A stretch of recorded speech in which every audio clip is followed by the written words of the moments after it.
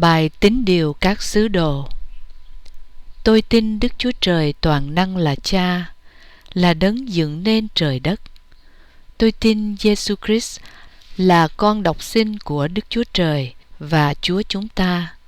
Ngài được thai dựng bởi Thánh Linh, sinh bởi nữ đồng trinh Mary, chịu thương khó dưới tay Pôn-sơ Phi-lát, bị đóng đinh trên thập tự giá, chịu chết và chôn. Ngài xuống âm phủ.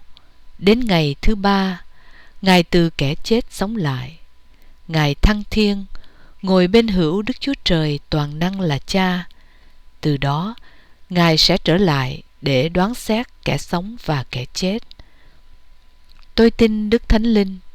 Tôi tin hội thánh phổ thông, sự cảm thông của thánh đồ, sự tha tội, sự sống lại của thân thể và sự sống đời đời.